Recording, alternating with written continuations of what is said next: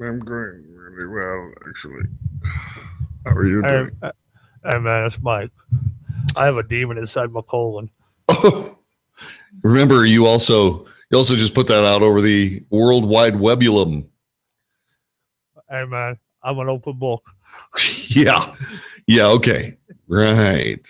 All right, I'll behave. Let me 10 see. seconds. Let me see if I got 10 seconds. Let's see here. Let me get rid of this. Wait, yeah. Okay, right. Let me see.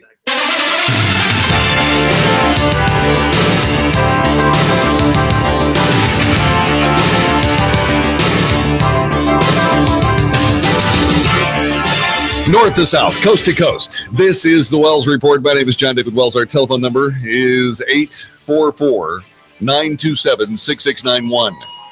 844 927 6691. Join us at your leisure, please. 844 927 6691. So, what are we doing here? Well, we're watching this country essentially being, I don't know, what's the word? Manipulated, roughly manipulated, abused, if you will, by various politicos, various people who, for whatever reason, believe that the country should face hate and miscontent, division, and so on. This is a house that has spent an awful lot of its existence as a house divided. The latest division, of course, being sexual harassment. Politics right in the very center of it all. On one hand, you have people who are, on one hand, you have people who are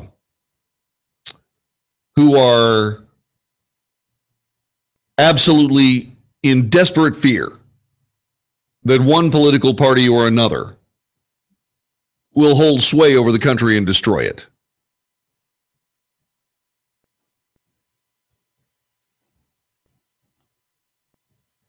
While I try to be scrupulously fair in the commentary that I bring you, I am telling you all of these things from not a Republican versus Democrat or Democrat apologist or Republican apologist point of view.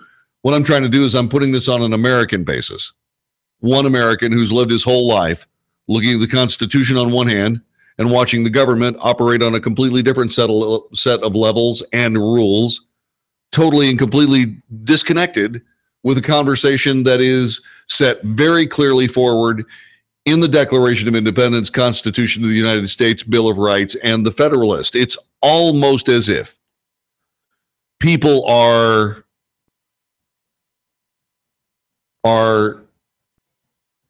willfully ignoring what the Constitution of the United States is all about and what it's for. Once again, our telephone number is 844-927-6691, 844-927-6691. Join us if you will. So what happens now? So now we have a guy who has not been the beneficiary of due process running for office. There have been many, many, many allegations leveled by women in contact with the Washington Post, the Washington Post, that didn't have any kind of contact with any Alabama papers, that suddenly bring us a story of the horrifyingly terrible past of Judge Roy Moore. He's immediately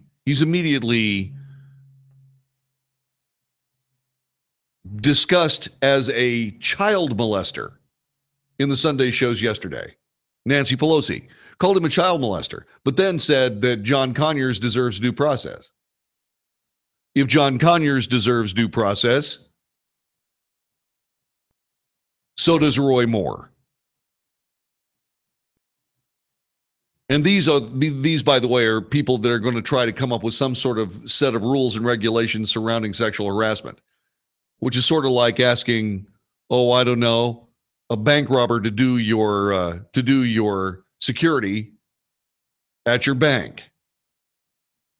On one hand, it's probably not a bad idea, unless, of course, you're in a position where that guy who's trying to set up your security and who's a bank robber is actually just setting himself up so that he can steal all your money when you're not looking at some point.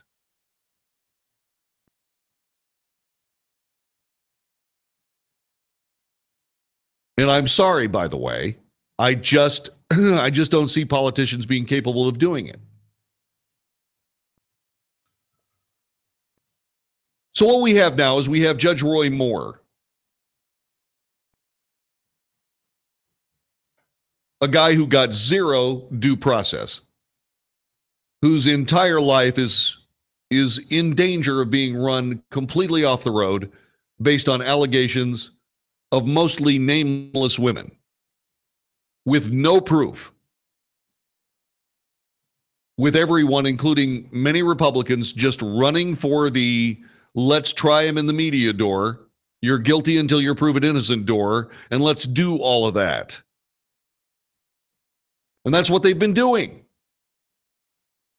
But suddenly, well, one of theirs has got a problem, or two of theirs has got a problem, and suddenly it's like, no, wait, we got to have due process. Well, Judge Roy Moore is going to get due process. And that due process is going to be the voters of Alabama voting to see whether or not Judge Roy Moore will be seated in the Senate. Yes, the Senate will immediately convene an ethics investigation, but I don't expect it to go anywhere, because then the Republican Party would be absolutely responsible for disenfranchising every voter in Alabama on innuendo and not legal fact. And if that's where the Republican Party wants to go, then I'm sorry, I'm just not interested in being a part of a lynch mob.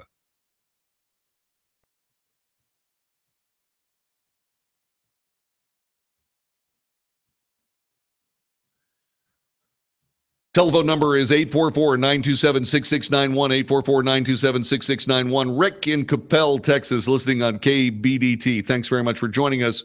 Welcome to the show, my friend.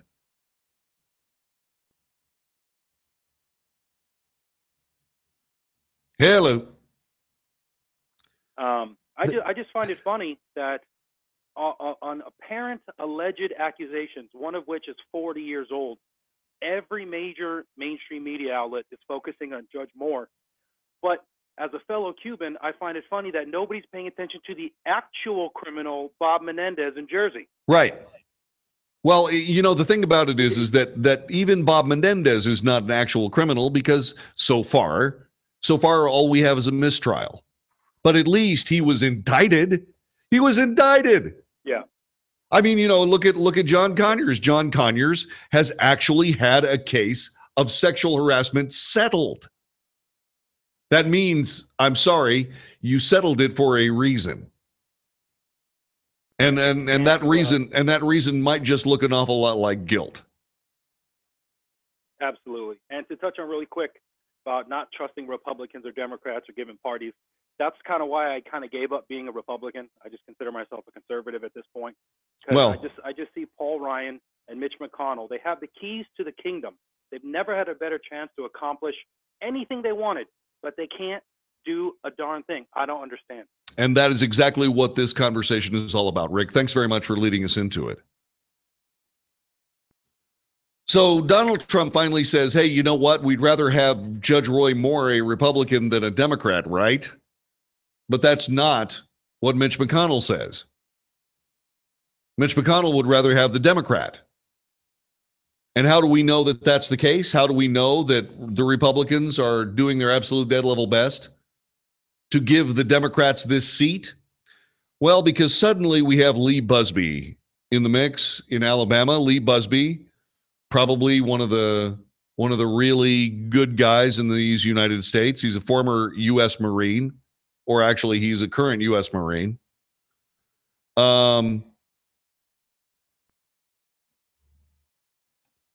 What he wants to do is he wants to run for the Senate of the United States against Roy Moore. I have no idea if the allegations against him are true or not. I don't see anything within his experience as a judge that qualifies him for this job. Okay, that's fine. That's a good basis for a campaign. But where's this guy getting any money? Where's he getting any support? Busby's been the CEO of his own business, worked as a defense consultant and an investment banker.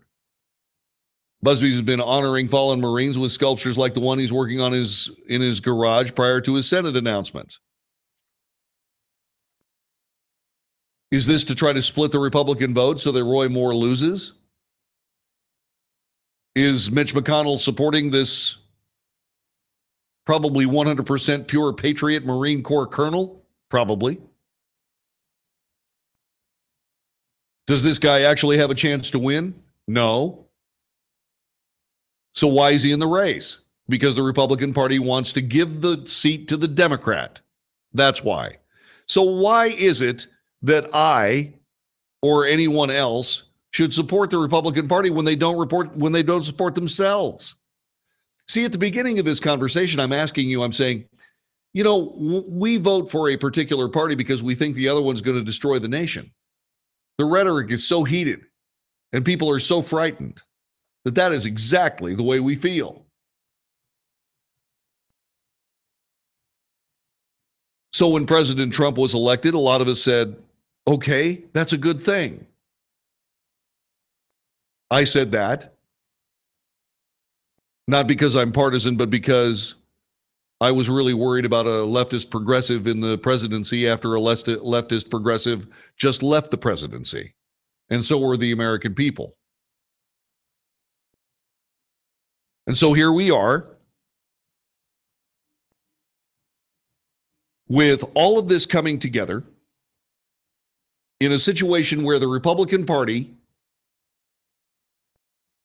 would rather give a seat away to a Democrat than to keep the party intact or to keep the seat in Republican hands.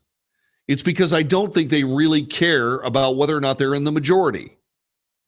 You know, the Republican Party spent 40 years as the loyal opposition. And you know what? I think that's still involved in an awful lot of the way these people on Capitol Hill, these Republicans, feel. I think what ended up happening is that they got used to being losers.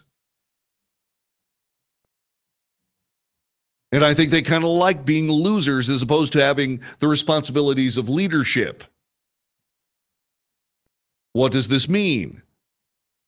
This means that people like me and the guy we just talked to from Capel, who now says that he's not a Republican, he's a conservative. I'm not a Republican, I'm a conservative.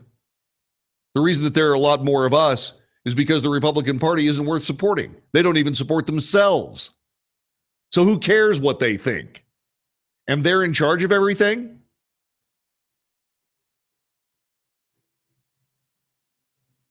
And oh, by the way, not only are they in charge of everything, but anybody that steps up to the plate and actually has the guts to stand up for American values, like Roy Moore, suddenly is branded as a child molester without a shred of due process.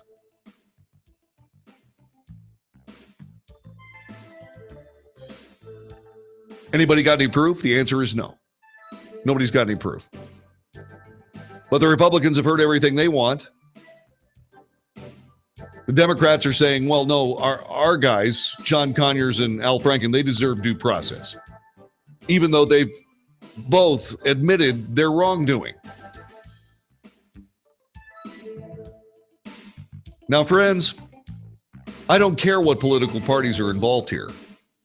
This is crooked politics from one end of the spectrum to the other, is it not? And if that's the case, then why do we let these guys have so much of our lives? You're clear like I got nothing. You got nothing. Yeah, I just fell flat like a old tire. There you go. Oh,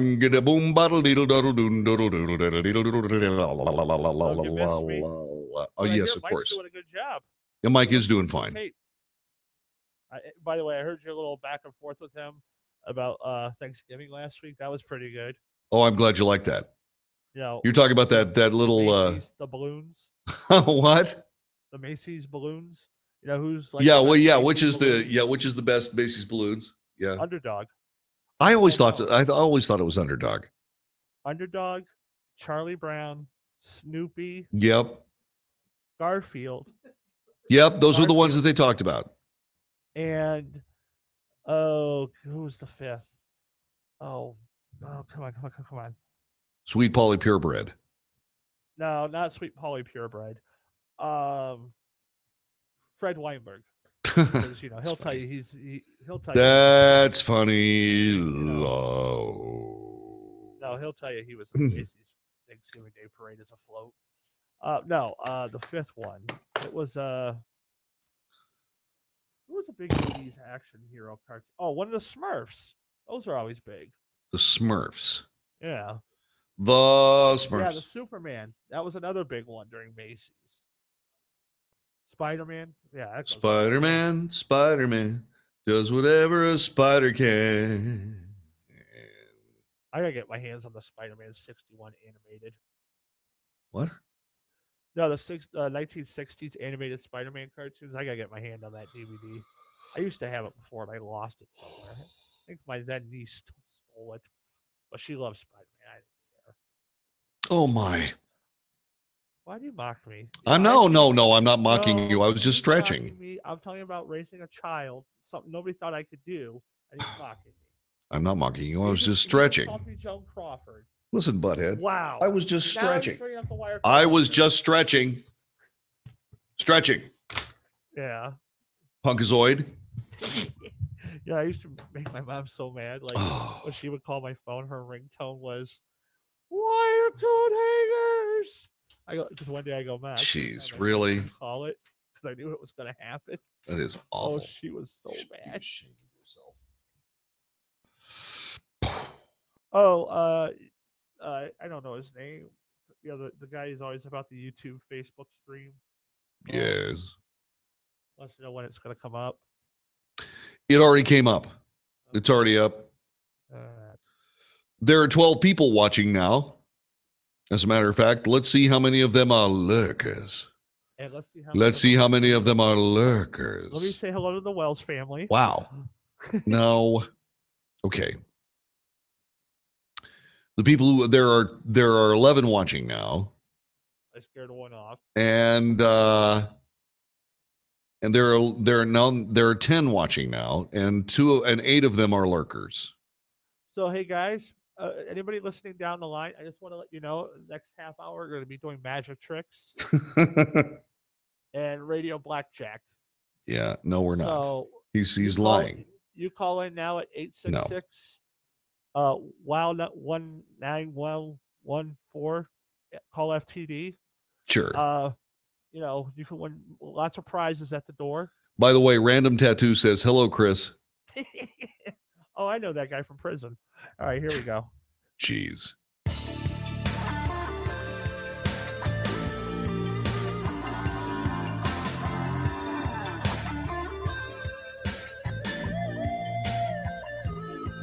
You are listening to the Wells Report. My name is John David Wells. Let's talk a little bit about Senator Lindsey Graham. He is bemoaning Donald Trump's support for Alabama Senate Republican candidate Roy Moore.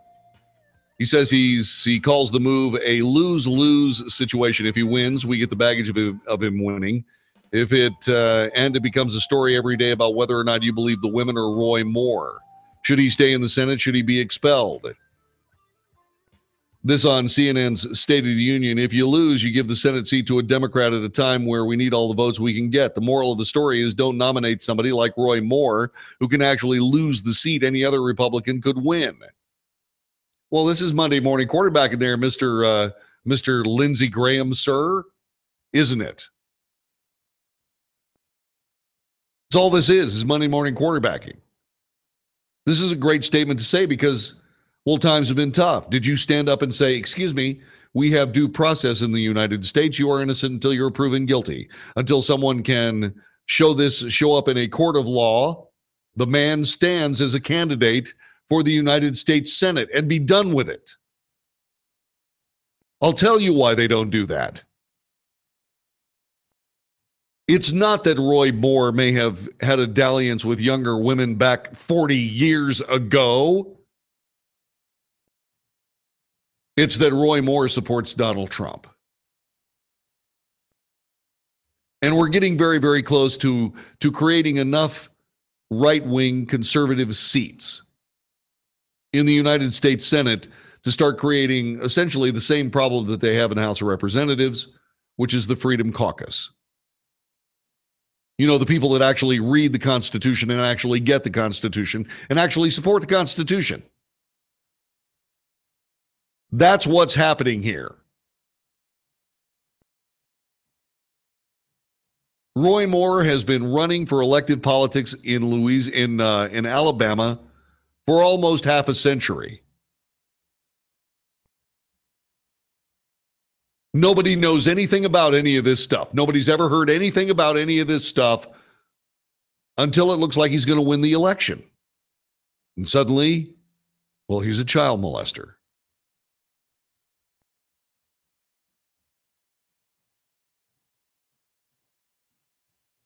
Makes you want to be a lawyer, doesn't it? Makes you want to be a defense lawyer. Makes you want to be a civil litigation lawyer.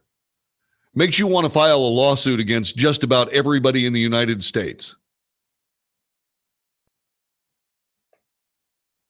That's what it makes. That's what it sort of makes you want to do.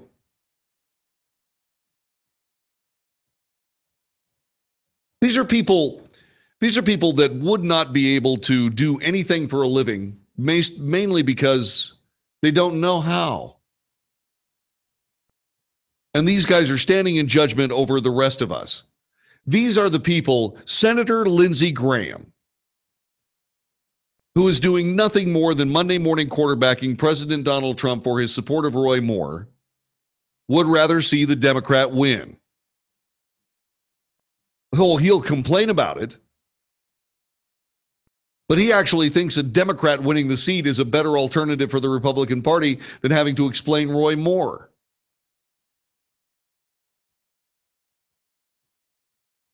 Well, here, let me give you a little bit of help.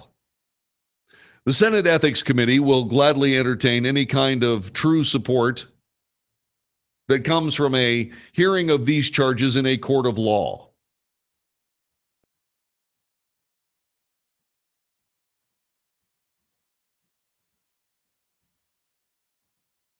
And then, of course, if I'm Roy Moore, what I want to do is I want that to be a criminal trial if it can be done that way. Why? Because first of all, he's going to be found innocent. That's thing number one. Because once you do that, you close off all this innuendo. And everybody out there that has been talking about how he's a child molester and saying all these terrible and horrible things about this guy, they're all guilty of libel and slander. Every single one of them. Judge Roy Moore is going to be cashing checks, hundreds of them a day, for the next century.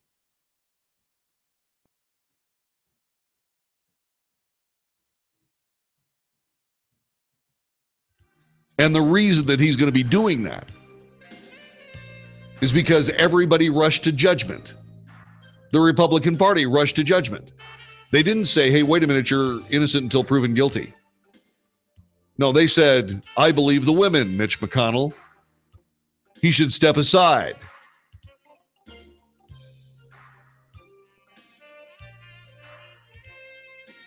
No evidence, just innuendo, just allegation. And that's good enough. Well, it's not good enough for me. In the United States of America, you get to have due process. If you don't believe me, ask Nancy Pelosi. Lindsey Graham, my butt. You're listening to the Wells Report. Back in a minute. You're good. Thank you.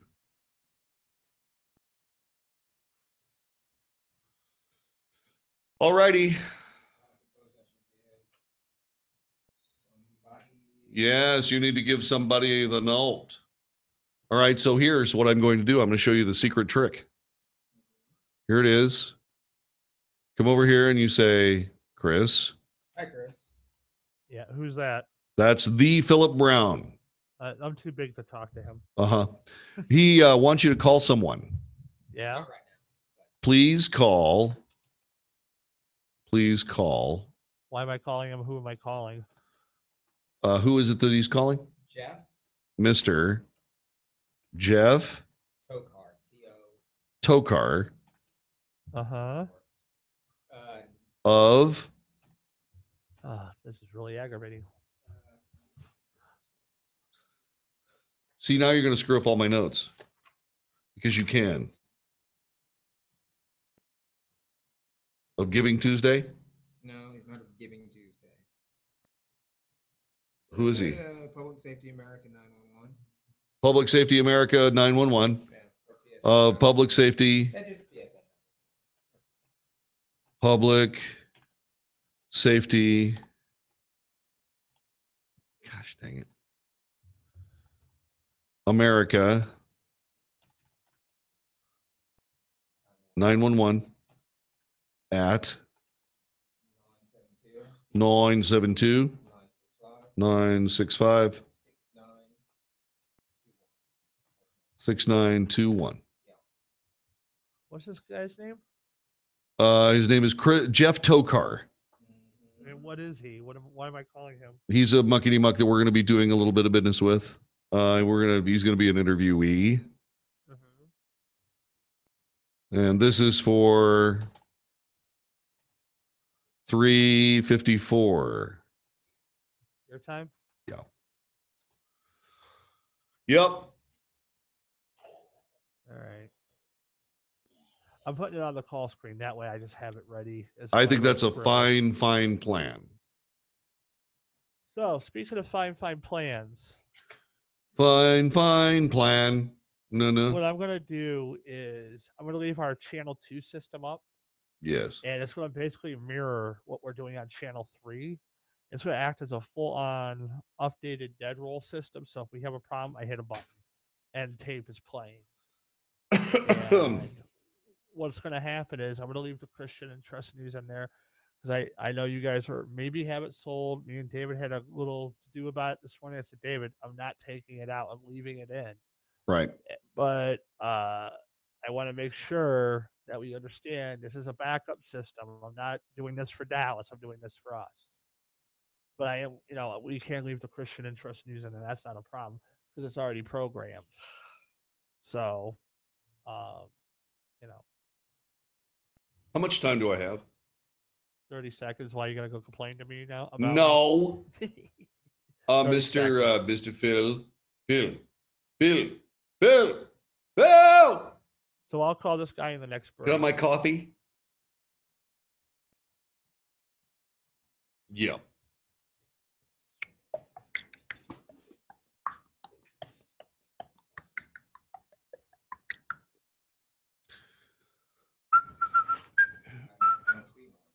Huh? Here we go. I have a coffee mug somewhere. Say. Here we go.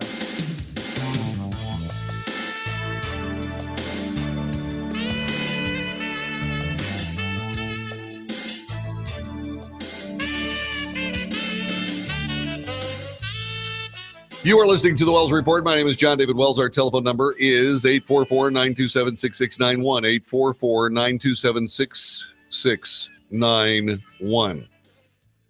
This is something that I've been paying very, very close attention to, and the reason I've been paying very close attention to it is because it is important.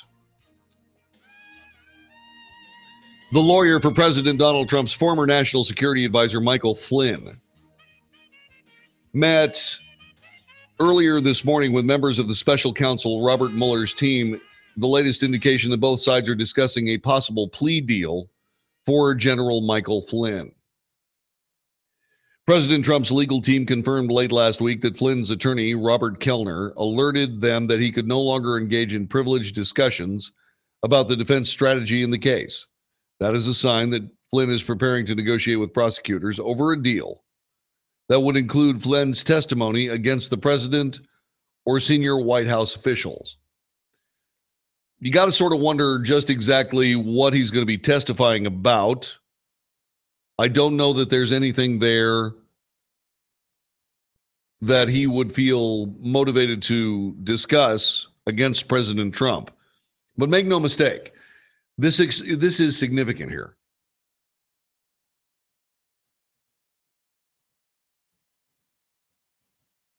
Nancy Pelosi was talking about this earlier today.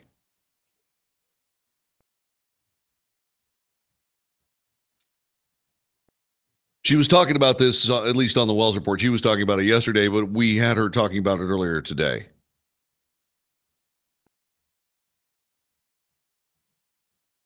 That what we're seeing is that we're seeing the willingness of people to go after this president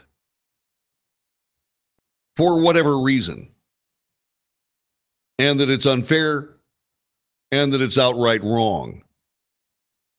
In 1997,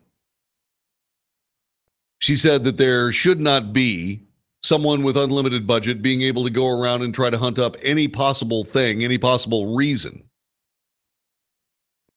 for people to embarrass and slash, oh, by the way, impeach a president of the United States.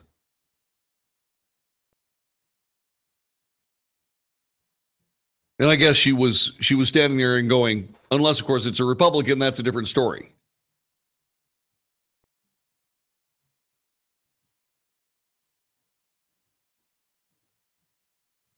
The process would usually include a series of off-the-record discussions in which prosecutors lay out in detail for Flynn and his lawyers the fruits of their investigation.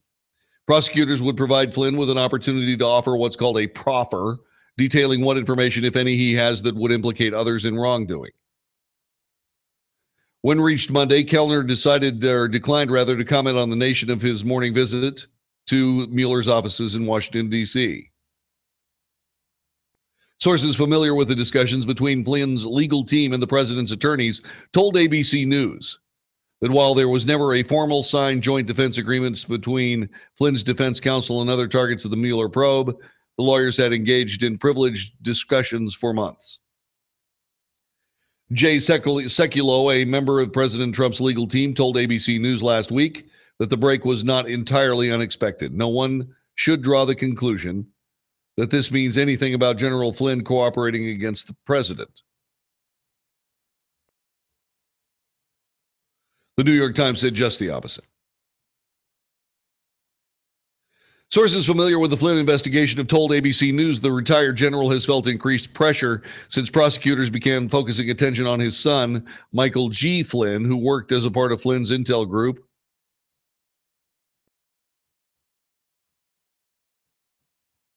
The consulting firm founded by the former head of the Defense Intelligence Agency has many members of the family in it. And some of those people may be indeed exposed to big trouble legally, which might just provide enough leverage so that Michael Flynn would be willing to deal. But for what? Under what circumstances?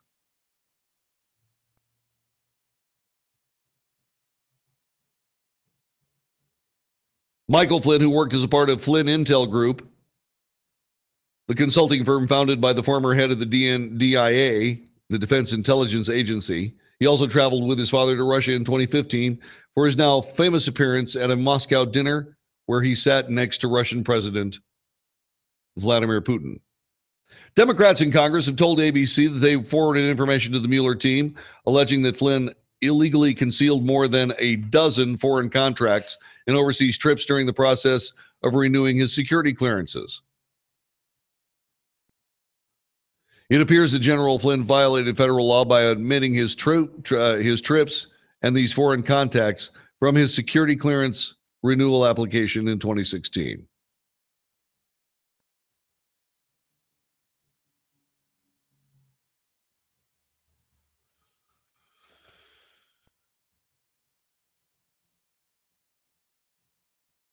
It appears as though General Flynn violated federal law by omitting these trips and foreign contacts from his security clearance renewal application and concealing them from security clearance investigators who investigated him as part of the background check process. This, according to Elijah Cummings, and Elliot Engel, both Democrats. The letter highlights information House investigators collected from executives at 3 private companies advised by Flynn in 2015 and 2016. The companies were pursuing a joint venture with Russia to bring nuclear power to several Middle Eastern countries and secure their resulting nuclear fuel before Flynn joined then candidate Trump on the campaign trail. I do not know exactly how all of this is going to come down. I do know that Flynn has been the center of this for quite some time. Reviled by the Obama administration, Michael Flynn may somehow have been turned by this process or by the circumstances surrounding this process, but I don't see it working. But it is indeed important that you keep your mind on this, because this is something that could indeed damage the president of the United States. I don't know that it will. I don't know that it won't.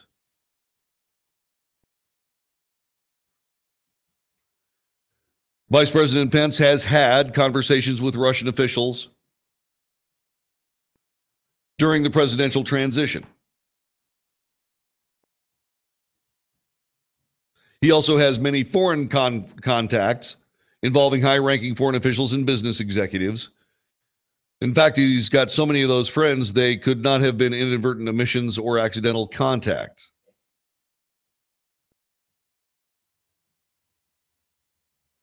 He has over and over again omitted information that he should have disclosed, said Cummings. It's not an aberration, and that's clear. But how do you tie this to President Trump?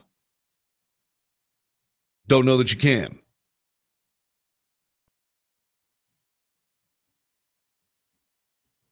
Don't know that you can.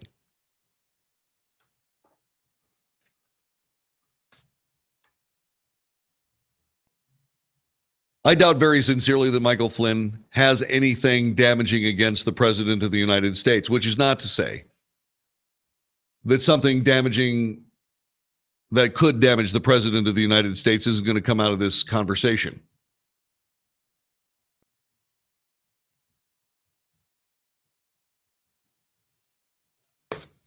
And if that is indeed the case, then it could be a game changer for the House of Trump.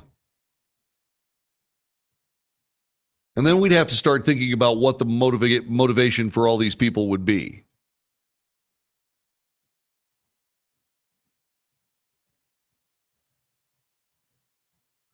What would be their motivation? Why would they want to create a problem for we, the people of the United States? Every day that Donald Trump continues to be the president, he gets stronger.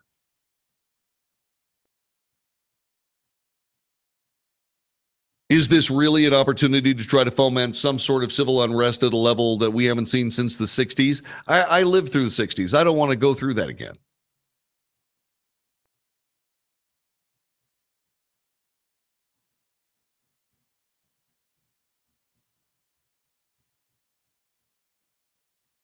Michael Flynn's lawyer meets with members of the special counsel's team, raising the specter of a plea deal. Does this plea deal involve the President of the United States? And if it does involve the President of the United States, I'm going to have just a little bit of a temper tantrum or 2 or 10. And I will tell you why.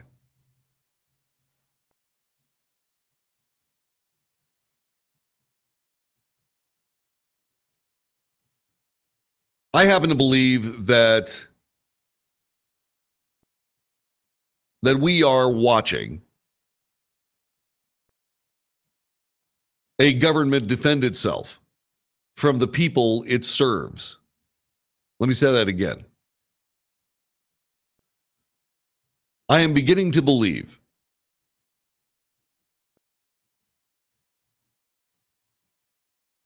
that this government really does want to run away with the country. And I'm beginning to think that they might actually believe they could do it. And the reason that they can do it, and the only reason they could do it, is by thinking those fat Americans aren't going to do anything to save their country. They couldn't possibly be willing to do anything to serve their country or save it.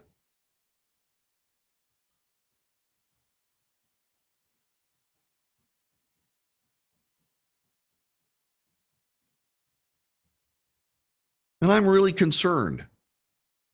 And I'm really concerned that when we have an entire country that are so sickened by politicians, by a man who is brilliant enough to be able to say, hey, you know what, politicians, you know the difference between me as a presidential candidate and somebody else as a politician candidate for president? I don't think that people who live here illegally are more important than the people of the United States who are living here legally. That really sticks with you when you start thinking about the fact that this entire government has been working to the demise of the United States of America for quite some time.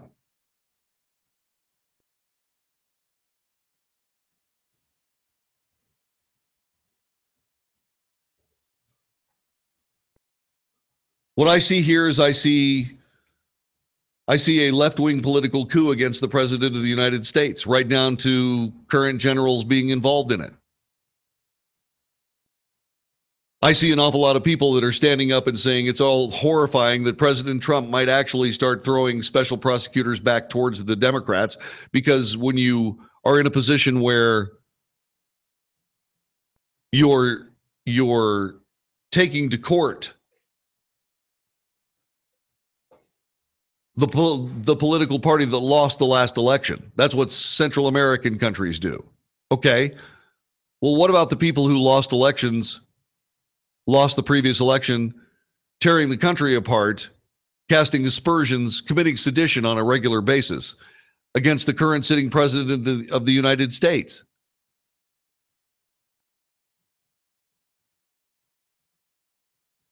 What do you call that?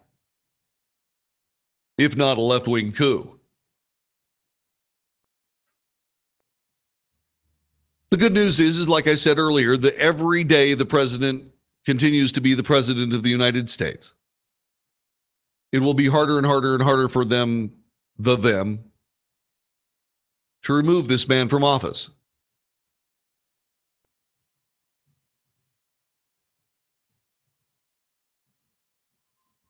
And that's what we need, because the people of the United States asked this man, Donald Trump, to be their president.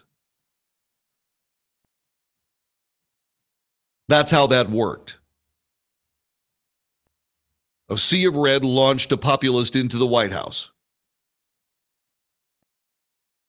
And instead of it being a cautionary tale for the two big political parties, what they did is they're doubling down on their misconduct.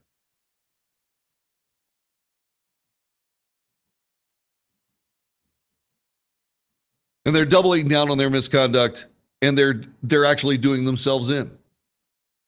Which doesn't really bother me that much. I mean, when you're a political enemy, and they made themselves my political enemy by ignoring the Constitution of the United States.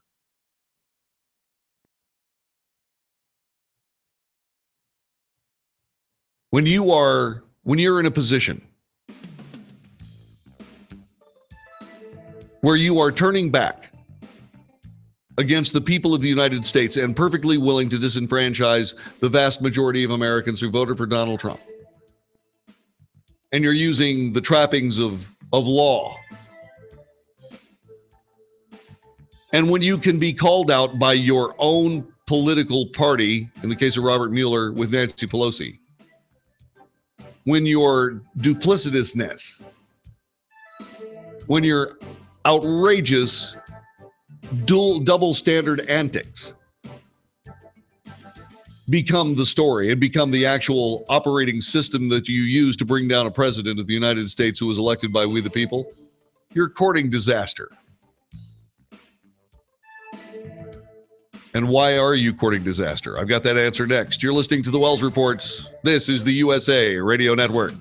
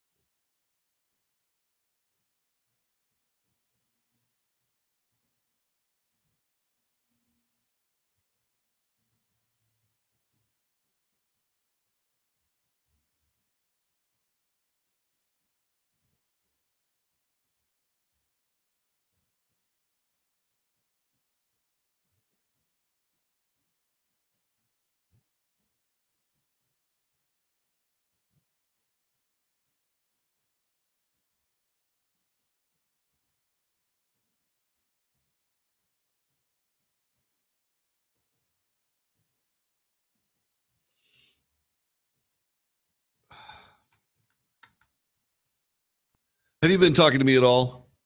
No, I've been dealing with business. Business. Do do do do do da dee da do da dee.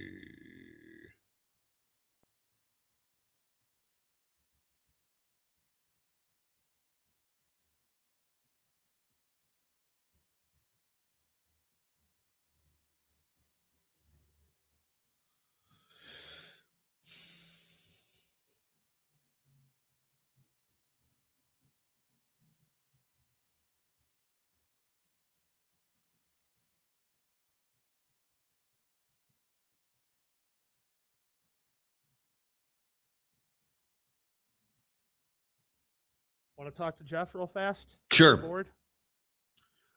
Jeff Tokar. He's on the line. Okay. I'll punch him through. Go ahead. Hey, Jeff, how are you, man? Good. How are you today? I'm doing just fine. Awesome. Now, we're doing a Giving Tuesday. Really appreciate you. Oh, my pleasure. My pleasure. We're doing a Giving Tuesday tomorrow. Is that correct? Here we go, That's guys. correct. Giving Tuesday, public safety. Okay, hang on.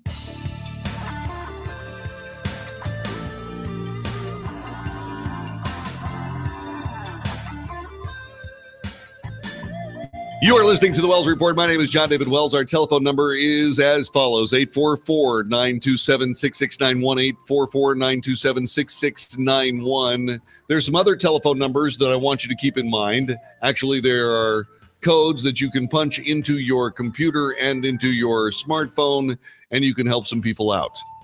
We've lived through, we've lived through Black Friday. It is now Cyber Monday, and people are thinking that some $840 million worth of business, at least that is going to be done today. Tomorrow is hashtag Giving Tuesday. Giving Tuesday. And you've got a chance to support America's emergency first responders. Joining us right this very moment is a guy you need to know. He is Jeff Tokar of Public Safety America 911. And Jeff, welcome to the Wells Report. Good to have you here, my friend. Mr. Wells, thank you very much for allowing us to take the time to share with you today. Talk to me a little bit about Giving Tuesday and how people can support America's emergency first responders with your help. Well, hashtag Giving Tuesday started in 2012, and it connects individuals, communities, and organizations around the world for a common purpose to celebrate and encourage giving. And today, I want to share with you Public Safety America 911. I don't know if you or your audience is aware, but every police officer, firefighter, EMT, and paramedic in the United States have to go through initial education to be certified in their profession. And then after they get that certification through their entire career, they have to have so many hours of continuing education annually to keep their credentials. And a lot of times that is based on going to seminars, conferences, or maybe paying subscription-based continuing education online. But you know, like me, that the tax budgets for many cities and municipalities across America are strained. And when there's budget cuts or squeezes, training is one of the things that really starts to get cut. And our fire departments, police departments, and EMS services across the country need this continuing education. And then it's squeezed out, and they just get by the best they can. So we are developing Public Safety America 911 to provide cost-free continuing education, this opportunity for every police officer, firefighter, paramedic, and EMT in America. Now, if you don't mind, I'd like to share with you 3 ways that they can help us at PSA 911. Please do. First, if they would go to PSA911.com, that's PSA911.com. In the top right corner of the page, there's a hashtag Giving Tuesday tag. And we'd love for you to give us $25 or more if you could, and then share with your friends. Number 2, if you would go to our Public Safety America 911 Facebook page, and you have to spell out Public Safety America 911 in the search bar, and share the hashtag Giving Tuesday post on our timeline to your page, inviting your friends to give and share. And then number 3, on that same Facebook page, if you go to my Giving Tuesday story on the timeline and vote for our story, we'd appreciate it. Because if you vote for that, the National Giving Tuesday campaign is going to be award additional funding to nonprofits in different categories if they win that competition. That's incredible. So this is all about all about continuing education for people that desperately need continuing education because the world is a changing place. Yes, this will bring cost-free, effective, efficient, quality, current, up-to-date continuing education to all of America's police officers, firefighters, paramedics, EMTs. That's coast to coast, border to border. We can provide all of them so they can be prepared as best can be for your next emergency. So talk to us a little bit. 911. PSA911.com is where people can find out more. Hashtag Giving Tuesday is Right. the umbrella under this. And how can they give you money? Just hit that hashtag right there at the top right corner of PSA 911 to make a donation. And also, please share Public Safety America 911 on your Facebook, because during Thanksgiving and Christmas, besides the greatest Christmas gift of all, Jeff, we really appreciate it, man. We'll help you out, and thanks very much for all your work. This is the Wells Report on the USA Radio Network. Talk to him through the board. Okay. He's there. Hey, Jeff, thanks very much, man. I appreciate it. You are awesome. Thanks, John. You're certainly welcome, and thanks very much for that interview. We appreciate it, and good luck. Okay, hope we can help you out. Thank you. You have a wonderful day. All right, you too. Take good care. You too. Bye bye. Bye bye. It feels hot. JD, I gotta handle something. Are you good? For I'm good. I'm good. Go do your thing. What's that? Go do your thing. Thank You're welcome. How much you could save by switching to Geico. Those oysters, Rockefeller, were a mistake. Geico. 15 minutes could save you 15% or more. Colonel Sanders here with another important holiday message from KFC. This year, don't get the ones you love some lame, boring gift like a new car or jewelry or toys or expensive electronics or any other junk. Nope, get that special someone what they really want. Exactly, a KFC $5 fill-up with 100% white meat popcorn chicken, mashed potatoes and gravy, a biscuit, a cookie, and a drink. It's a perfect gift for all those important people in your life who get hungry right around lunchtime. KFC, finger licking good. Available for a limited time only. Pricing and participation may vary. Tax extra.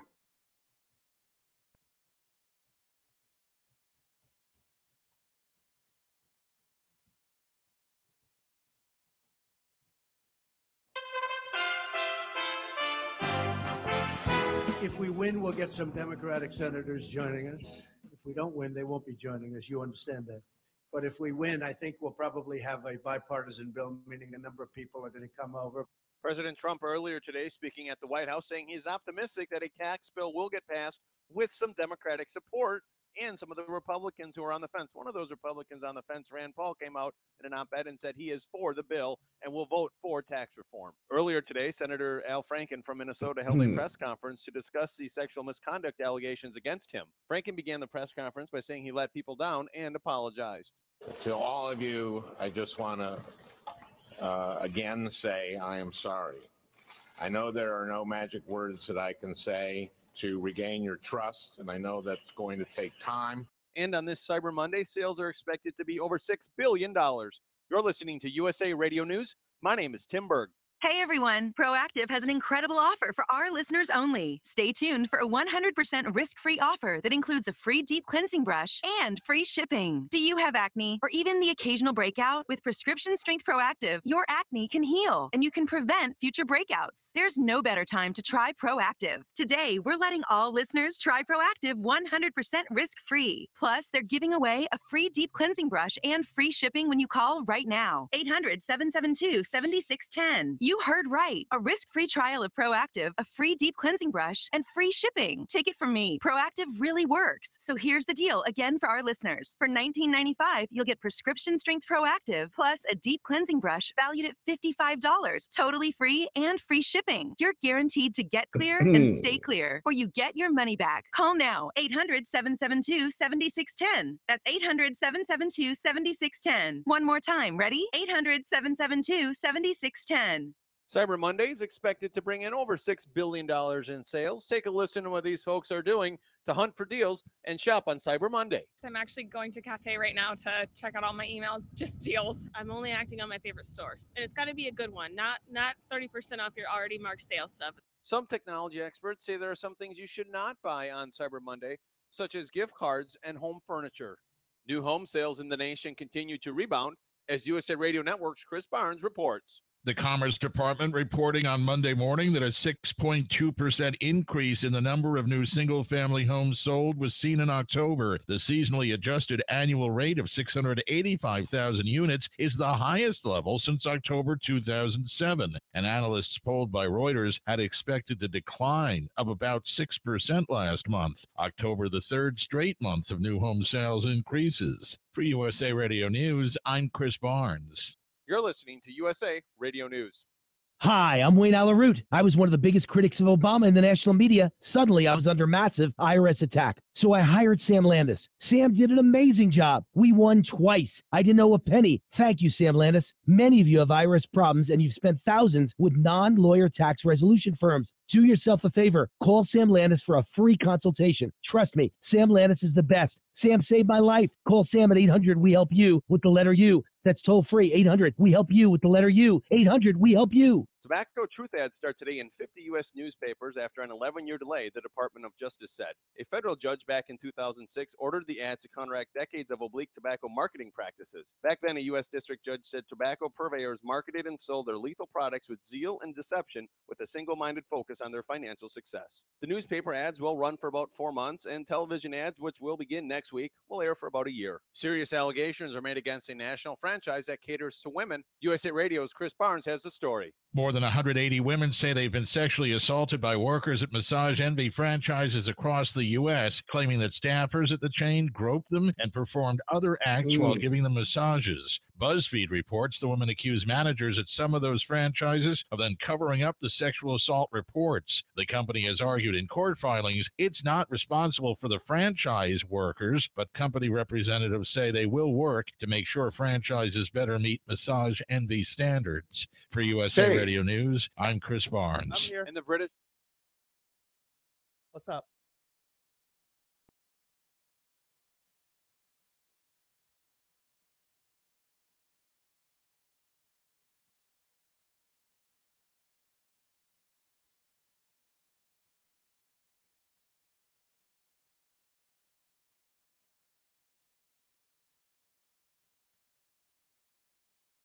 Did you call for me?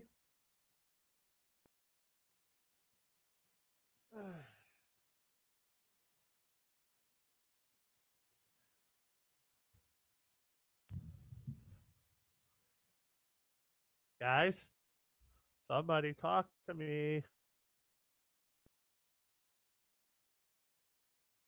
Talk to me or it's Chris and Friends in about 30 seconds. Come on.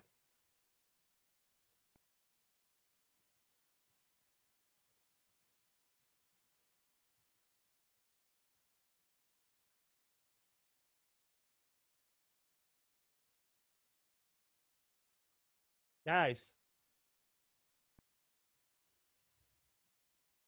All right. Thank you.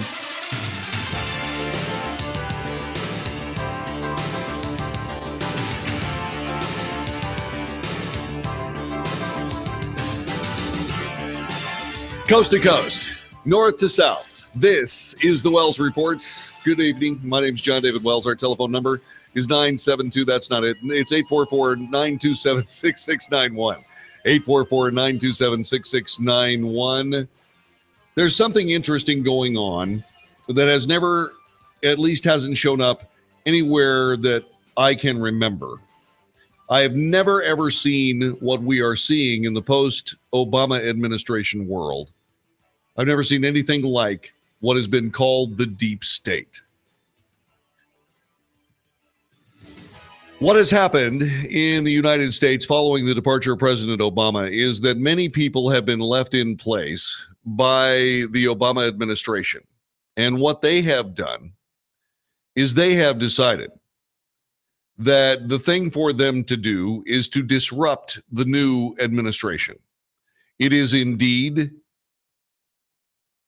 at least treacherous and perhaps treasonous.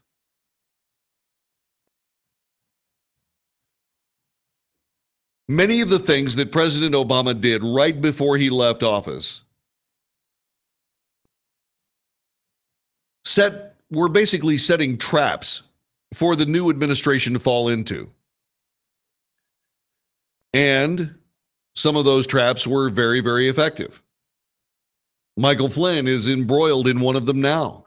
It may indeed cost him not just fortune, but it may indeed cost his freedom until President Trump grants some kind of respite from what is clearly a political vendetta. This whole thing is a political vendetta. When I said earlier today that I was extremely relieved when Hillary Clinton lost the presidential election, immediately people start pounding on me on Twitter and other places saying, John David, you know, you really are. You've got to stop saying that you're nonpartisan, because I truly am nonpartisan. The reason that I'm at odds with the Democrat Party is because they're un-American. And the reason that they're un-American is because they are absolutely against at least the first five guaranteed rights, unalienable rights of the United States Constitution in the Bill of Rights that we have. They don't want any of us to speak freely. They don't want any of us to be able to defend ourselves. They don't want any of us to be able to worship as we choose. They don't want any of us to be able to have due process. We saw that again with Roy Moore. No due process necessary. That came back to bite them badly. Badly.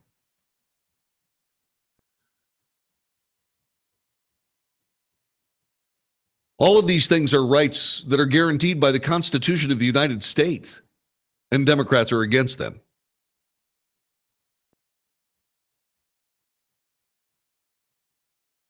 Democrats are demonstrably against them. They demonstrate against them all the time. They are un-American. And so what we have is we have an entire dedicated group of leftist progressives put in government by President Obama with orders to disrupt, sabotage, if you will, the new administration at every possible turn. The latest possible turn comes as the CFPB, the Consumer Financial Protection Bureau, is currently trying to figure out, the people there are trying to figure out who they work for. Mick Mulvaney is a guy who is the new boss of the CFPB. He was just appointed by President Trump. However, Richard Cordray, who stepped down as the CFPB director, said his chief of staff, a woman by the name of Leandra English, would temporarily replace him.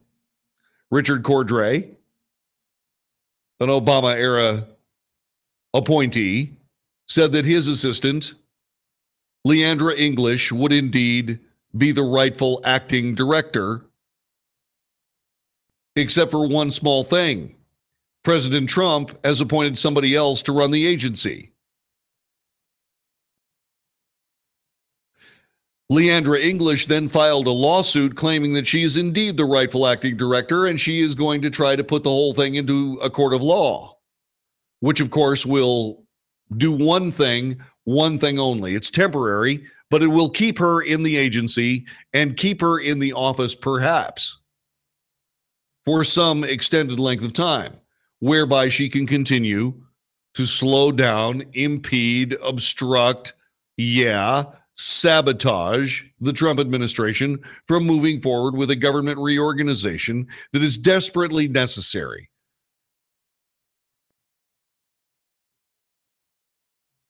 It is desperately necessary for us to reorganize this government into something that works for the American people, not into something that works for itself, in and of its own, for its own sake. The people at the CFPB and every other executive branch agency, all of those people work for we the people. And whenever the left gets into a situation where they, for whatever reason, can't win an election, they throw the results of the election into a court of law every chance they get, using the Justice Department, the judicial branch of government, as a super legislature. And sometimes it works. And sometimes it works.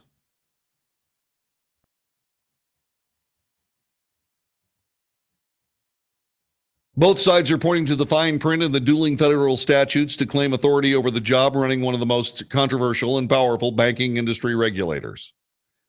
English filed suit late Sunday asking for a temporary restraining order to prevent Trump from appointing Mulvaney acting director. Mulvaney and English even sent out dueling email messages to the likely befuddled 1,600 employees of the CFPB. English said in her message, "I hope that everybody had a great Thanksgiving. With Thanksgiving in mind, I wanted to take a moment to share my gratitude for all of your service."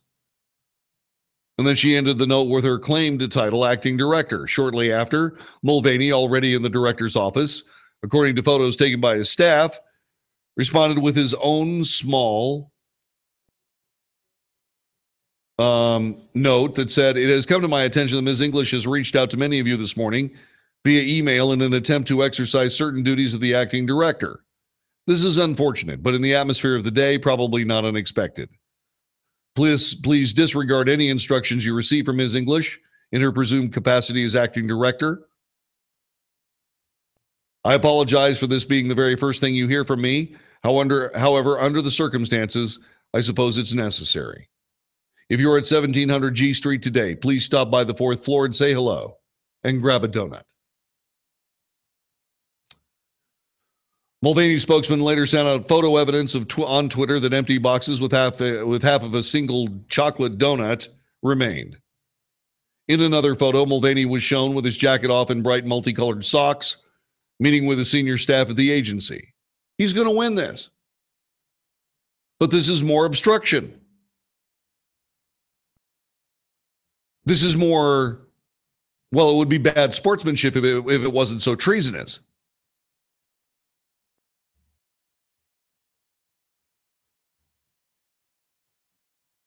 The battle for control of the agency threatens to slow down the Trump administration's efforts to roll back financial regulations. And that's, again, what this is all about. We, the people of the United States, acted. We acted in the place of politicians who would not. We know exactly what we want in this country. It is our country. We, the people, not we, the politicians. That's at the front of the Constitution of the United States. We, the people. Politicians had the job for decades and would not act. We, the people, acted. The best group of Republican presidential candidates in the history of the party were all set aside by we, the people, because Donald Trump was outside of that little clique of Republican presidential candidates, and oh, by the way, politicians, who would continue their long-standing policy of getting nothing done. We put him into office. The Republican Party has been perniciously gnashing its teeth ever since. The Democrat Party is in complete disarray. They don't know what to do next. They literally have no idea what to do. They can't differentiate themselves between being Americans and socialists. Right now, they've been taken over by the progressives, who think everyone is a bigot, which is fine, except all those Teamsters and all those UAW workers and all those guys who are high school graduates don't like being they don't like being cast in the role of being bigots. And that's the vast majority of the people that support the Democrat Party up until this last election.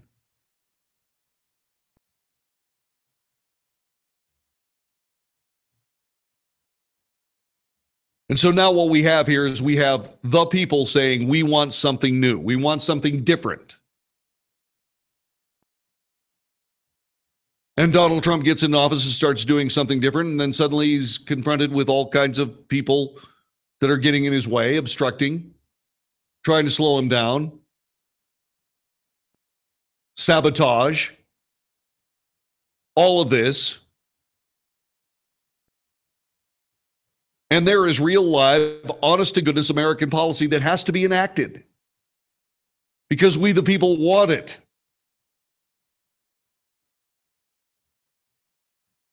Now, you have to hand it to President Obama.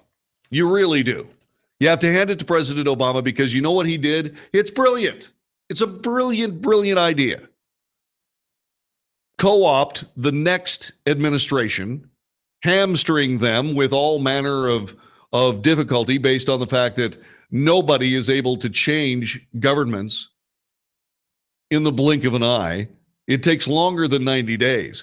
But I guarantee you something.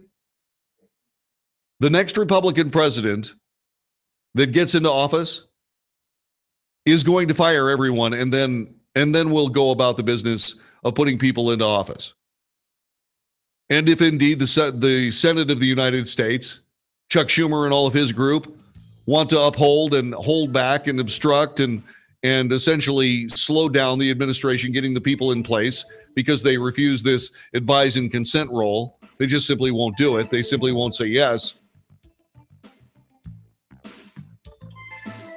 Then somebody with some guts needs to just say, okay, let's take the Senate out of session so that all these can be made in recess.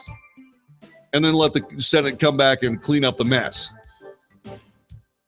Because I guarantee you the next Republican president or the next real American president, depending on whether we're lucky or not, is going to be able to get all these people replaced in 90 days. Every single one of them. Because this deep state treason is harming the United States of America. Do you agree?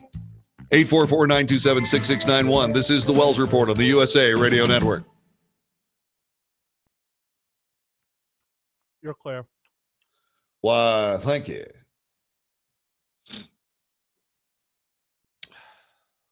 Man. What's the matter, Blubby? Nothing. Everything's fine. Somebody give me a hard time. Yeah, sort of. Who's giving me a hard time? Somebody, hang on.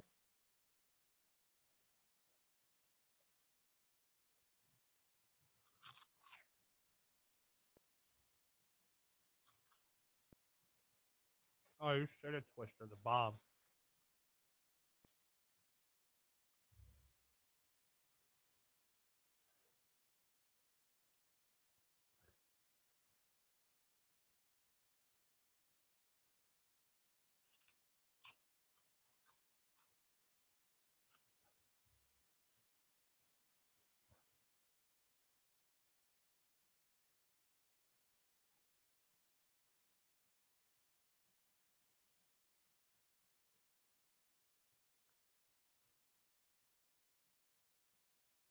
Hey, Gopher Dan, what are you doing out there? No, Rusty, leave him alone. There, you happy?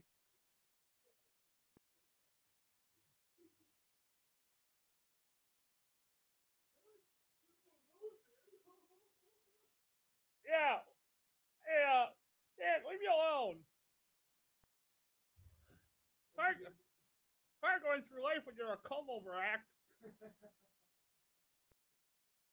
John David doesn't talk to me anymore. Ever since I said he looked like a Lego action figure, he can hear everything I'm saying because my mic's still on.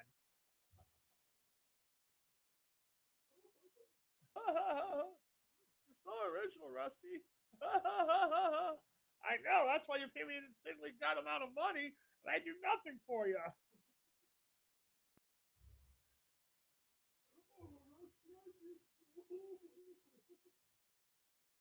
I miss me too.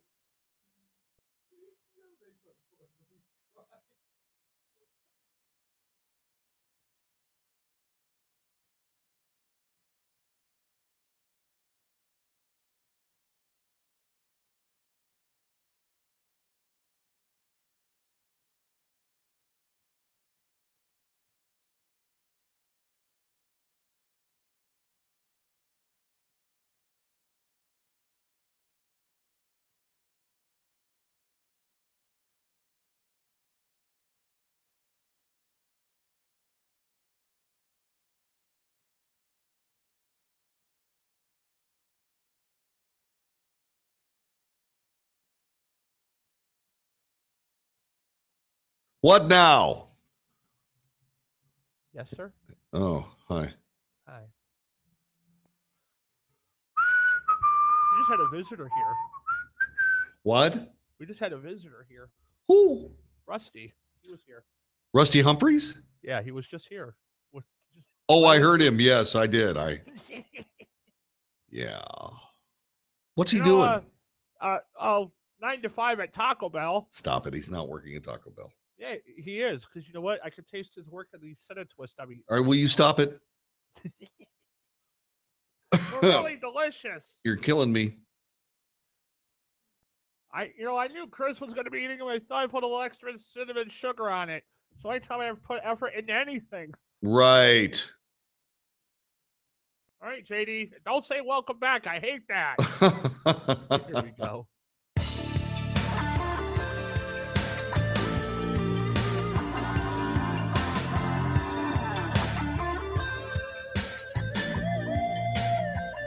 You're listening to the Wells Report. Our telephone number is 844-927-6691. So the CFPB is the latest battleground as the deep state and Donald Trump go at it hammer and tong. There are two directors. One is the assistant director of Richard Cordray, who was the director of the CFPB, the Consumer Financial Protection Bureau. He left Leandra English in place as he resigned. The political and interesting underworkings, the underpinnings of the agency. He took advantage of this. Cordray took advantage of this lull in the action for a couple of hours, while a guy named Mick Mulvaney, a Republican congressman, now the director of the Consumer Financial Protection Bureau, was just before he showed up for work. Leandra English put herself in the official driver's seat and then started suing in order to keep it. This kind of falderall and stupidity, it's going to end her career. I hope she's in retirement age. This is going to end her career. It should. But this willingness to slow down the Trump administration is going to come back to haunt the next Democrat president. It absolutely is. The willingness to abuse we the people in our government for the sake of their politics is rendering the Democrat Party into something more resembling a public nuisance than a public service organization.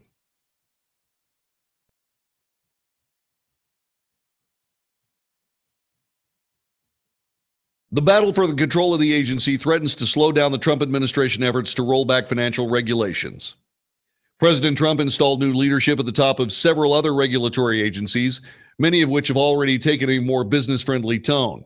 The CFPB has continued to aggressively push rules that irked Wall Street. The agency has broad powers to regulate financial firms, from banks, credit card companies to payday lenders, and impose fines for wrongdoing. These people that have taken control of these regulatory agencies appointed by President Trump, they've been referred to as the wrecking crew by Time magazine, because what they are doing are rolling back all kinds of just plain onerous Obama-era regulations that had nothing to do with anything but when you added them all together, cost we the people $1 trillion all by themselves. The regulations put in place by the Obama administration cost $1 trillion to enforce, all by themselves.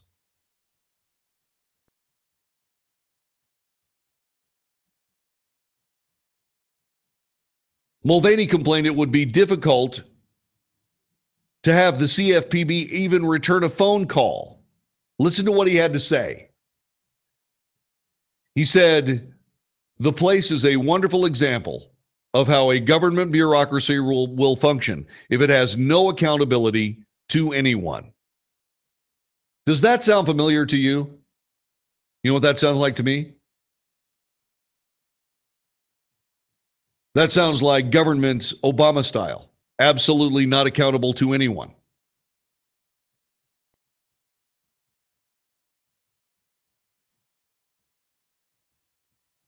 It's dangerous to have a government that is not accountable to anyone.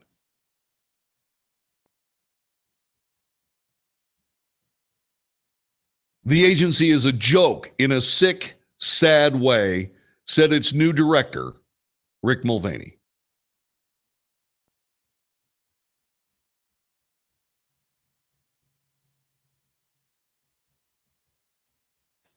So I've been watching this very, very carefully, and I've been saying the same things for many, many years. At this point, well, actually not many years, but certainly many months. What I have been saying is as follows. Politics is not the business of the United States. It's not the national pastime. Baseball is. What we do here in these United States, what this government is here to do, is to facilitate the greatest nation on earth. It's not the greatest nation on earth because of its government. It's the greatest nation on earth in spite of its government. What makes the United States the greatest nation on earth, what makes it the greatest nation on earth is we the people. We are the people that power this country. Not the Democrat Party, not the Republican Party, not any other party you can name. All they do is certainly try to administrate, and in most cases fail to administrate, what is absolutely necessary for all of us. Smooth, important government that serves we the people. And we need it back right now. This is the Wells Report on the USA Radio Network. You're clear. Thank you. No joke. Those Sin and Twist were really good. I bet. Oh, my goodness gracious. All right.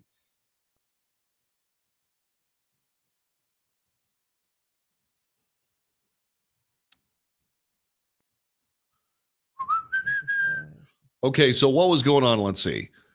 So Mark Davis had a lady on this morning who was at the mall when the shooting took place. She said she's getting her CHL.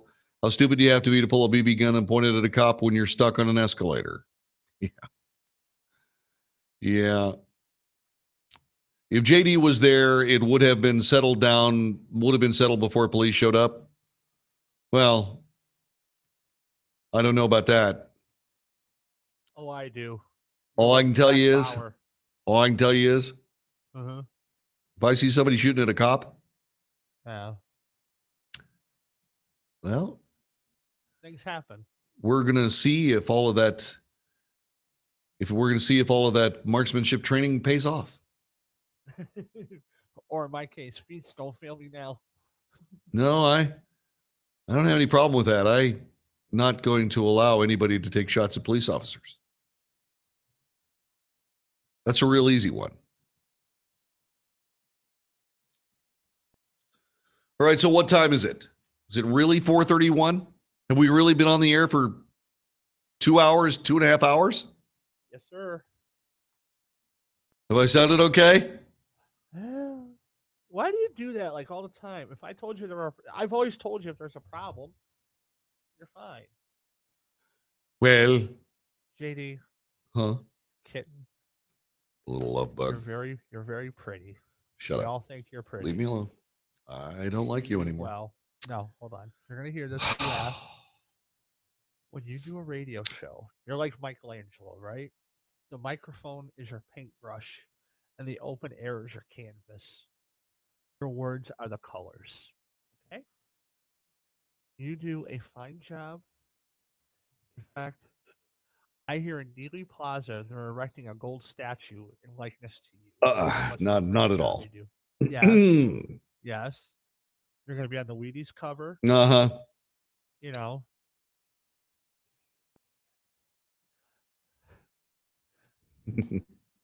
Winding up. You know something's coming. Oh, Christ. Sorry.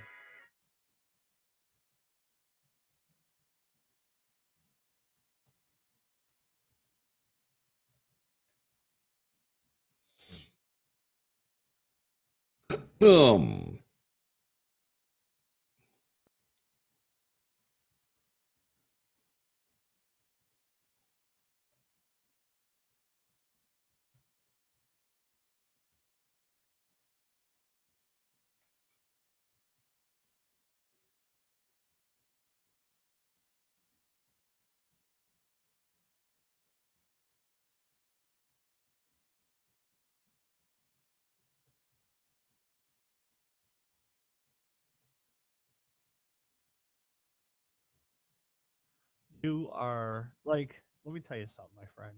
Yes. You are a man's man, like Bruce Jenner. You know, if anybody, look, there's nobody else I would want in the foxhole besides him than you. Why, thank you.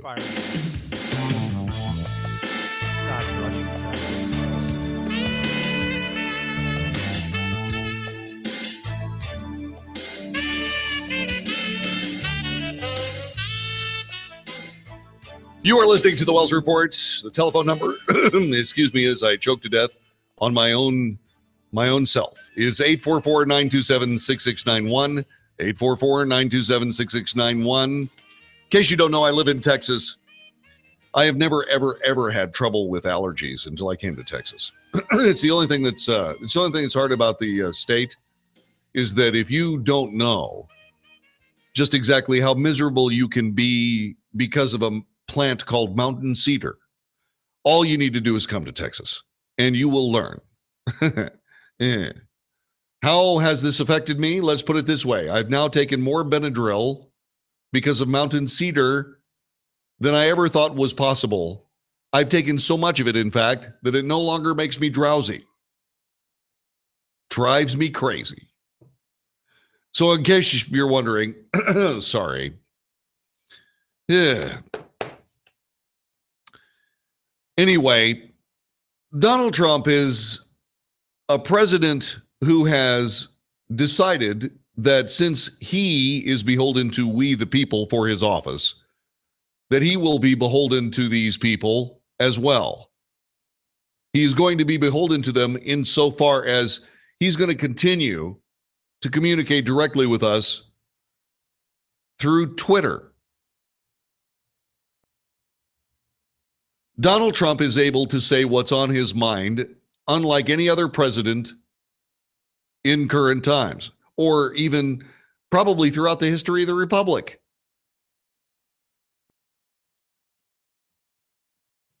President Obama couldn't tell you what was actually on his mind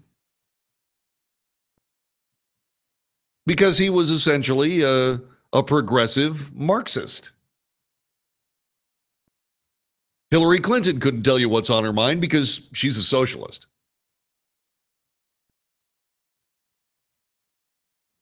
These people couldn't tell you what's on their mind. President Trump can, and I kind of like it.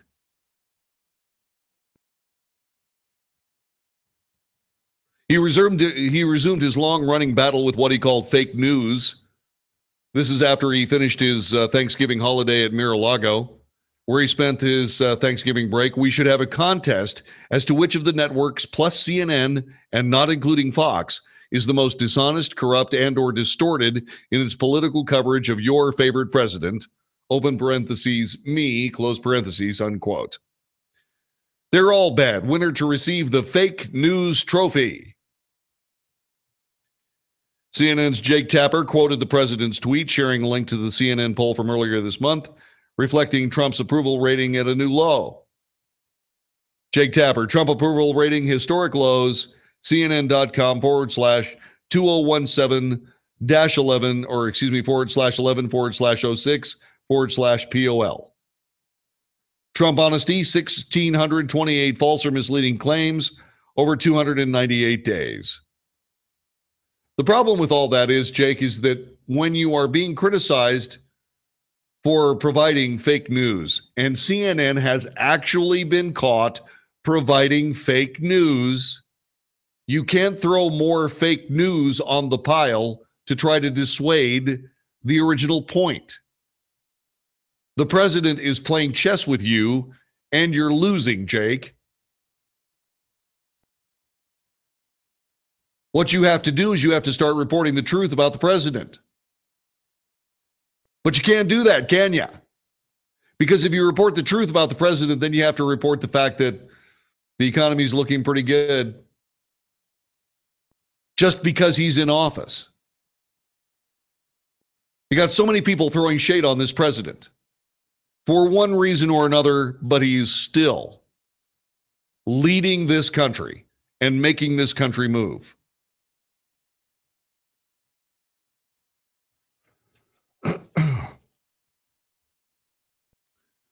Dan Scavino Jr. tweets this: fake news, Morning Joe Scarborough caught pretending pre-taped day after Thanksgiving show was live. That is the very epitome of fake news. By the way, in case you're wondering, the Wells Report was pre-taped the day after Thanksgiving. And we said so. Just so you know, I was here. I was here in the radio station on the day after Thanksgiving. Just to make sure that nothing terrible was going on, so I needed to go on live. And if I could, if I had to, I would.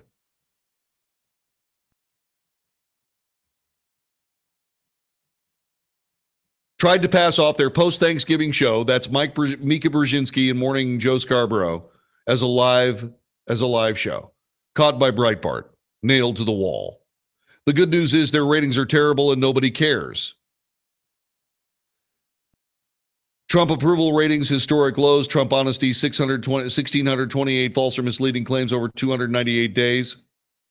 Fox News is much more important in the United States than CNN, but outside of the U.S., CNN International is still a major source of fake news. They represent our nation to the world very poorly. The outside world does not see the truth from them. Also true.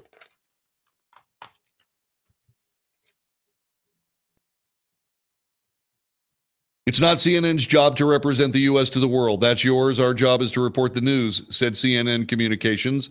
Unfortunately, that's not what you do. You report the political agenda of CNN to the world. And you use that news kind of the trappings of the news industry to be able to do it. And you know it. CNN does not report the news. CNN reports politics. You want to hear what the news sounds like? Listen to this show. The Wells Report. One guy being honest every day. One guy. Well, okay, two guys. I'm sorry. The Philip Brown, who's now upset because I got his name wrong. He and I do this show.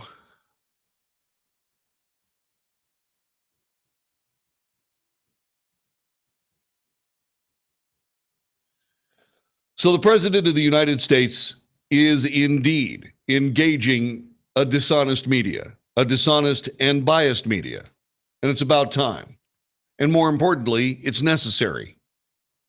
Why? I'll tell you why. There's a guy named Morrissey. Morrissey is this English singer. Do you know what he said? If he was given the chance to kill President Trump, he would take it for the safety of humanity.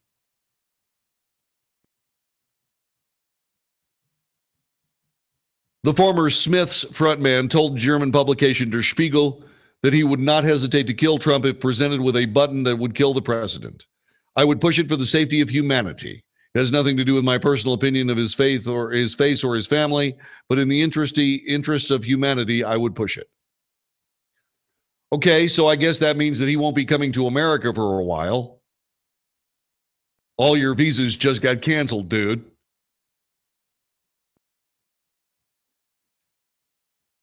This outrageous, just plain out in the open mocking / derision of the non-biased political right was also shown up today by MSNBC's Casey Hunt. New details today on the incident that left Senator Rand Paul with 6 broken ribs.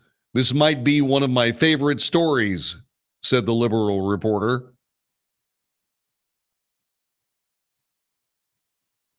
Then she realized she was condoning violence. See how the left always kind of folds around and implodes on itself? She said, although, of course, we don't. I mean, clearly, Senator Paul is still struggling. She took to Twitter shortly after the on-air mishap. By the way, I'm sorry, it wasn't her. Oh, yes, it was her. Katie Hunt took to Twitter shortly after her on-air mishap saying, there's nothing funny about 6 broken ribs. My apologies to Senator Rand Paul for suggesting on air earlier today there was. Hope your recovery is on the right track, Senator. Looking forward to seeing you soon in the hallways. Hunt is MSNBC's network Capitol Hill correspondent and hosts KCDC. KCDC. Get it? Huh? KCDC. Which airs on Sunday night. She's billed as a straight news reporter as opposed to an opinion host. She's not a straight news reporter. The 32-year-old Hunt is seen as a rising star on the liberal network. She appears across all NBC News and MSNBC platforms, including Nightly News with Lester Holt, Today, and Morning Joe. She started her career as a writer for the Associated Press and Politico before joining NBC.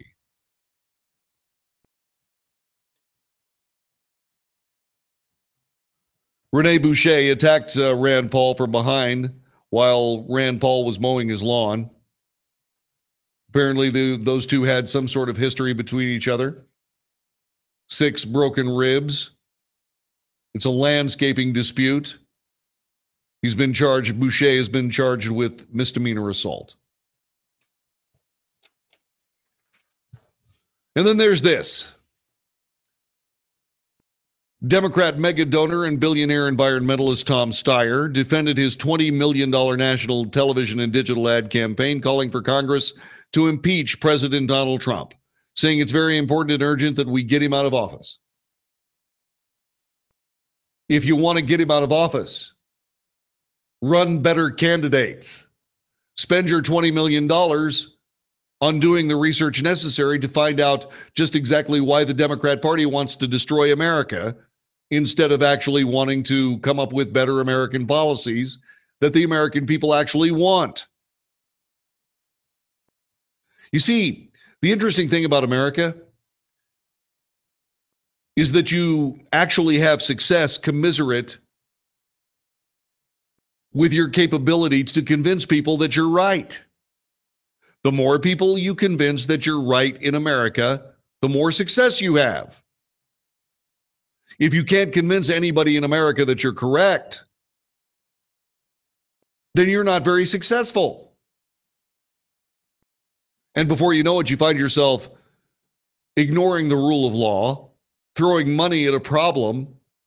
The problem is, of course, as far as you're concerned, the wrong person was elected president because you see America as a totalitarian thug political plaything for the progressive left. I'm sorry, Americans don't see it that way.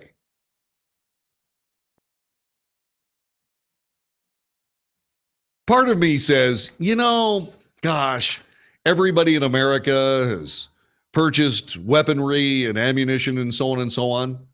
Part of me says, wouldn't it be interesting to see the American people stand up for this country once and for all against these pitifully small-minded and even smaller represented progressive leftists who believe that this country sucks and that it needs to be eradicated, stomped out, and turned into something else. Progressives really ought to change their political name to pathologicals, not progressives. They don't progress anywhere except to their own political demise. They are pathologicals. The progressive left is a cancer growing on the United States. The more powerful it gets, the weaker the country becomes. Until the only thing left is the cancer that killed the country. And then itself dies. Pathological. The pathological American left is attacking this nation. And in this particular case, this guy is throwing $20 million away in an ad campaign to impeach President Trump for nothing. You see, you don't just impeach people for winning an election. You just don't do that. The American progressive left is saying, no, you can't go back and try the losers of elections and throw them into prisons for trumped up misconduct. But it is okay for the losers of the last election to prosecute the winners of the last election? That seems kind of third worldian to me. How about you?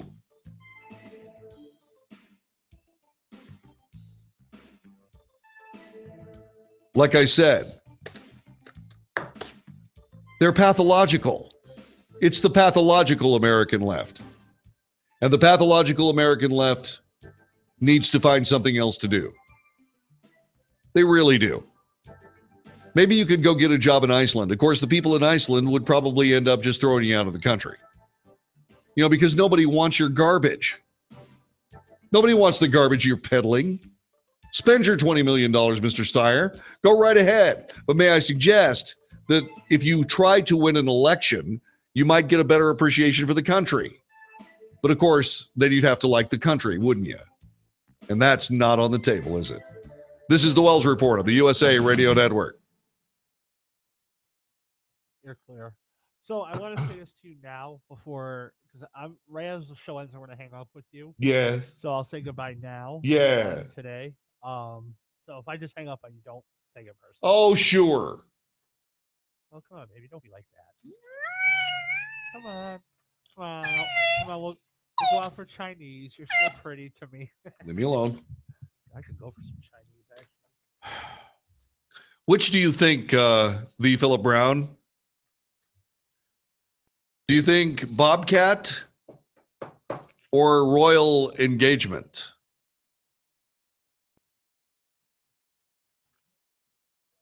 Huh?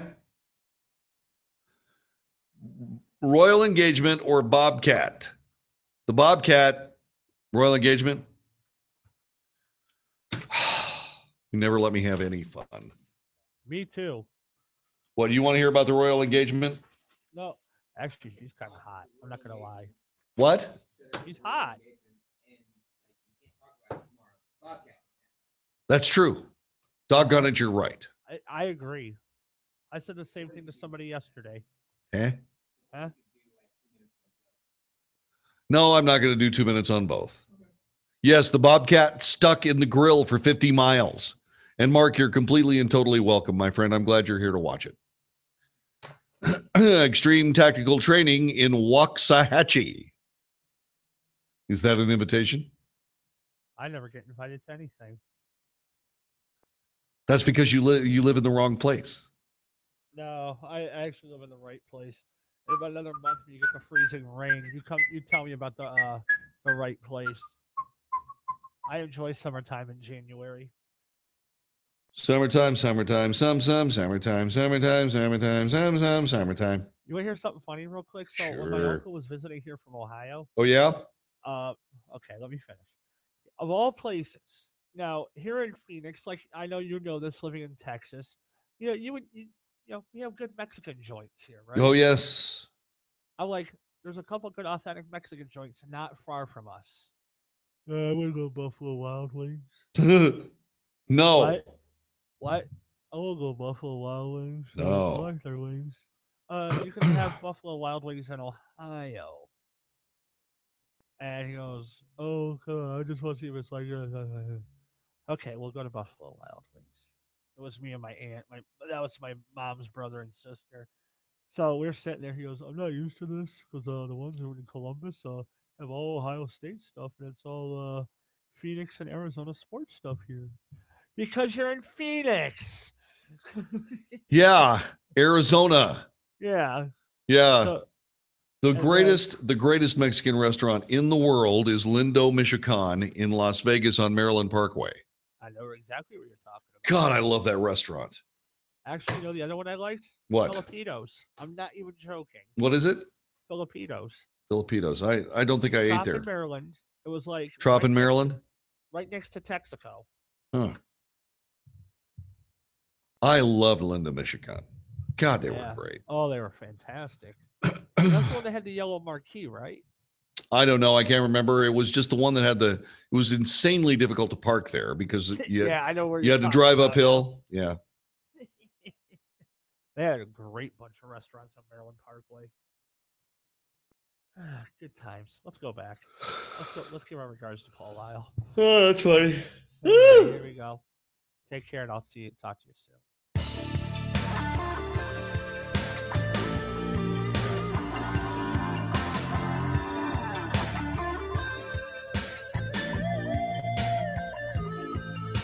I think Meghan Markle is hot.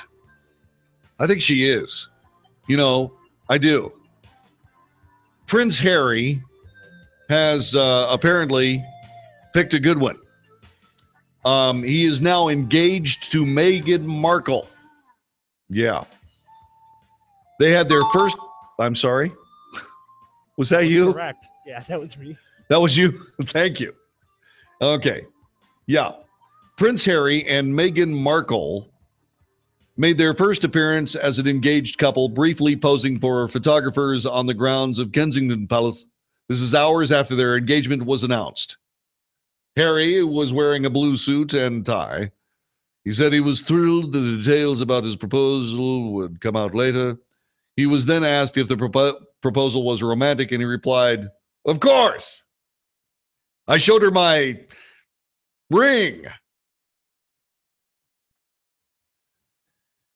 Markle, who said she was so happy, was wearing an engagement ring for the first time in public. She held Harry's hand and rubbed his arm. Yeah. The Suits, the Suits actress showed off her new bling, which Harry designed himself. This, according to People, the center stone is from Botswana, where the two diamonds are from his late mother, Princess Diana. Oh, that's cute. Yeah. Stop it. It's a beautiful ring, man. It's beautiful. Weddings, whether they be celebrity, royalty, or your best friends, are inescapable aspects of our lives. The rings are a crucial detail of the nuptials. But do you know why we typically see the ring finger on your left hand? Because it's closer to your heart. See, now you know. See, you didn't realize that hanging around me, you'd learn so much. The Philip Brown. The couple are expected to wed in the spring of 2018, according to Kensington Palace. This announced through their Harry's father, Prince Charles, on Monday. The couple got engaged in London earlier this month after a meeting in the summer of 2016 through mutual friends. His Royal Highness, the Prince of Wales, is delighted to announce the engagement of Prince Harry to Ms. Meghan Markle. His Royal Highness and Ms. Markle became engaged in London earlier this month. Prince Harry has informed Her Majesty the Queen and other close members of the family. Prince Harry has also sought and received the blessing of Ms. Markle's parents. The statement said the couple will live in Nottingham Cottage at Kensington Palace. The upcoming wedding will be their first grand royal wedding since Prince William and Kate Middleton got married in 2011. William and Kate, who are expecting their third child, by the way, said in a statement they were excited for the couple, adding, "It has been wonderful getting to know Ms. Meghan and to see how happy she and Harry are together." Golly. Can you imagine? Can you imagine? You're in a situation where you have been part of a royal family that goes back centuries. The royal family of Europe, you know, they've all been They've always been essentially the rulers of Europe, various countries, et cetera, et cetera. And what has happened is that these people are so important, still so important, even though they don't really have direct control of any particular country any longer. Although the Prince of Monaco, I believe, probably does. Anyway, the aspect of this is that when one of the children of the family gets engaged, it's worldwide news. It's always fascinated me. Good luck to Harry and Meghan. Good luck indeed. The executive producer of the Wells Report is the Philip Brown. My name is John David Wells. Thank you very much for joining us today. We'll see you tomorrow on the USA Radio Network. I'm so happy for them. Me too. I'm flummoxed. On that note. On that note. Have a great night, buddy. Yeah, buddy. Thank you. No problem. Bye-bye. Bye.